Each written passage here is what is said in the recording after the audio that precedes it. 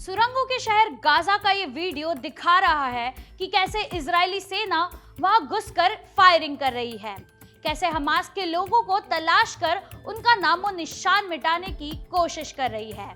एक मकान के दरवाजे पर इजरायली सेना के कमांडो एक्शन में है। उस गली में दूर तक कोई आदमी नजर नहीं आ रहा है।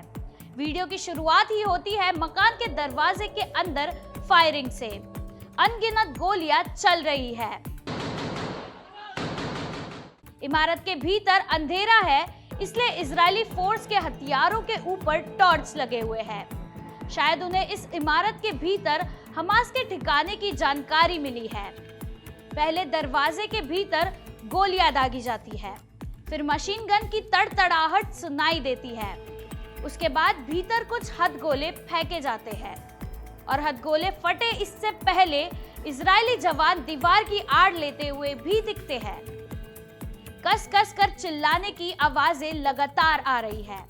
या तो ये सुरक्षा बलों की आवाजें हैं जो एक दूसरे को गाइड कर रहे हैं, या फिर भीतर मौजूद लोग चिल्ला रहे हैं।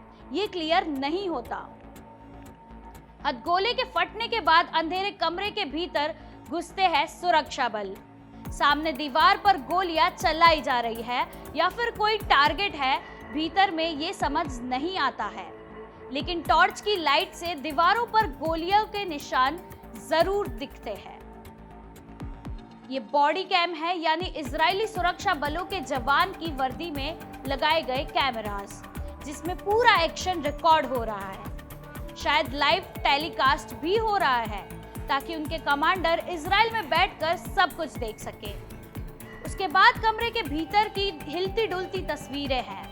भीतर एक रोशनदान जैसा नजर आता है, जहां से बाहर का हल्का उजाला भीतर आ रहा है। उसके बाद विजुअल साफ नहीं दिखते, अंधेरा नजर आता है। लेकिन वीडियो से ये साफ हो जाता है कि भीतर मौजूद लोग या तो मार दिए गए हैं या फिर भीतर कोई मिला नहीं, और उसके बाद पूरी इमारत की तलाशी ली जा रही है। ये वो जंग है जो महीने भर के ज्यादा वक्त से जारी है।